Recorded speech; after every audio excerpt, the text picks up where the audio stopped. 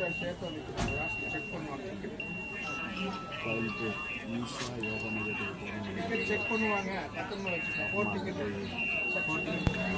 நண்பர்களே, இன்னைக்கு நாம் எங்கே போகிறோம் அப்படின்னா கோயம்புத்தூர் ஈஷா யோக மையத்துக்கு போகிறோம். இப்போ நாம் இருக்கிறது கோயம்புத்தூர் காந்திபுரம் நகர பேருந்து நிலையம்.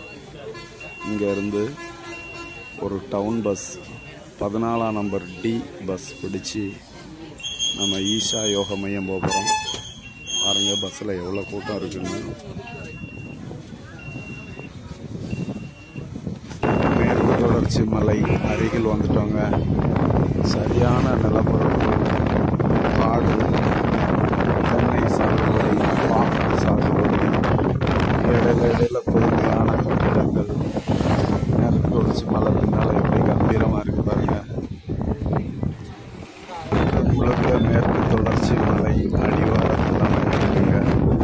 நல்ல செழிப்பான ஒரு நம்ம போய்கொண்டிருக்கிற இந்த நாள் சாரல் மழை காலம் 18/6/2025 புதன்கிழமை அமைந்திருக்கிறோம்.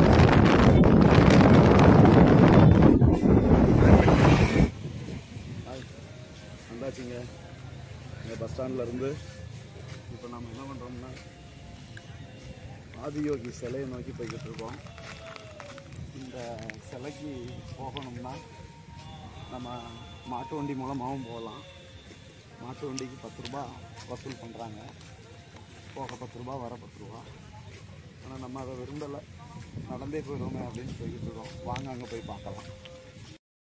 இங்கே எல்லாமே ஒரு பிளானிங் படியே நடக்குங்க. சாப்பிட போனோம், உள்ளே வந்து நம்ம யூபிஐ மூலமாக பணத்தை செலுத்திட்டு தான் டோக்கன் வாங்கிட்டு தான் உள்ளே போக முடியுது. சாப்பாடு எல்லாமே செல்ஃப் சர்வீஸ் தான். வெஜிடபிள் பிரியாணி, சாம்பார் சாதம், தயிர் சாதம், மதிய உணவு, பரோட்டா, சப்பாத்தி, கோபி மஞ்சூரியன், வெஜிடபிள் புலாவ், பல வெரைட்டி ரைஸ் எல்லாம் வச்சுருக்காங்க.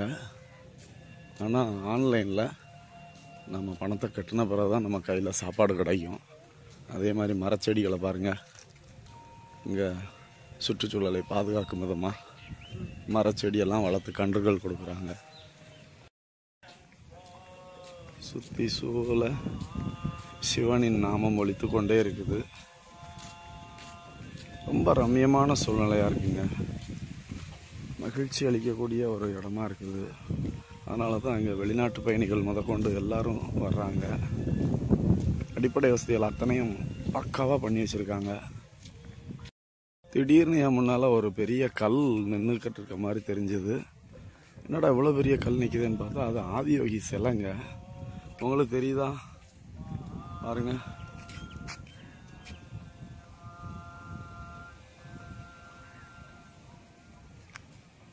பாருங்க காளமாடு என்ன அழகா வண்டி இழுத்துட்டு வருதுன்ட்டு.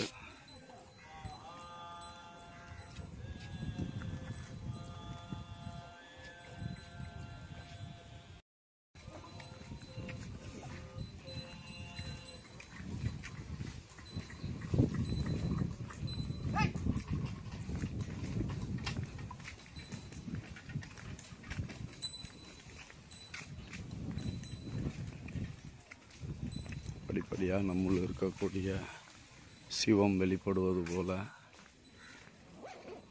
ஆதியோகி சிலை வெளிப்படுகிறது. அங்கங்கே இப்படி பக்தர்களை கொண்டு வரக்கூடிய காளை மாடுகள் ஓய்வெடுக்கக்கூடிய காட்சியும் பார்க்குறோம்.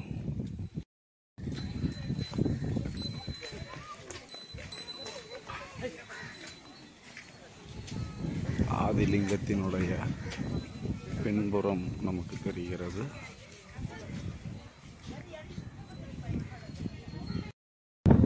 அருமையான இந்த காற்று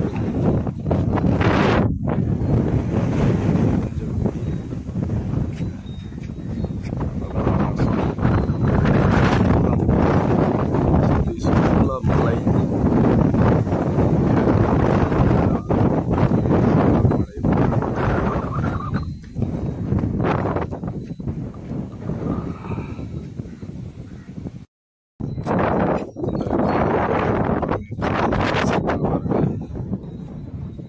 காலில் ஒரு கண்ணி மாதிரி வச்சுருக்காங்களா.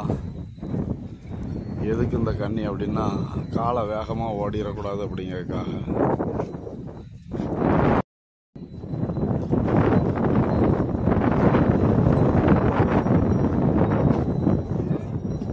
எடுக்க தானே செய்யுது, வேணாமா? வந்துட்டோமுங்க, சிலை அருகில் வந்தாச்சு. அதனுடைய முழுமையான உருவத் தோற்றத்தை பார்க்கக்கூடிய ஒரு காட்சி. ஞான யோகத்தில் ஆதிசிவன் இருக்கக்கூடிய ஒரு காட்சி பார்க்குறீங்க.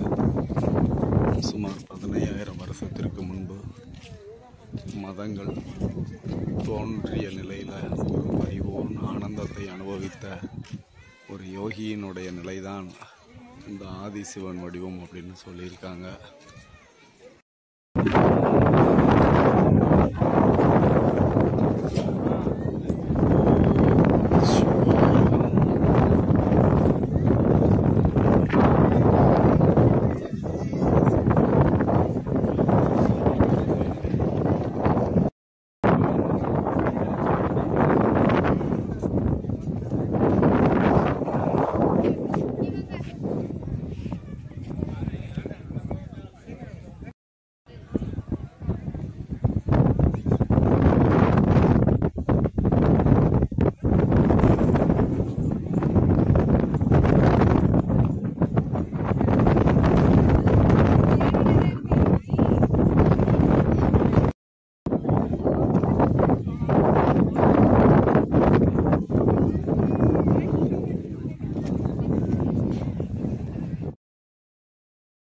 ஆதியோகி சிலையை சுற்றி வர்ற மாதிரி படி அமைத்து நமக்கு ஒரு வழி ஏற்படுத்தி கொடுத்துருக்காங்க. அழகுன்னா அழகா கூட அழகுங்க. அதே ஒரு பிரம்மாண்டம் தெரியுதுங்க. யோக நிலைகளை விளக்கக்கூடிய ஒரு செய்தி இருக்குது. தியானம் செய்யக்கூடியவர்கள் எப்படி இருக்க வேண்டும் என்று ஒரு செய்தி இருக்குது.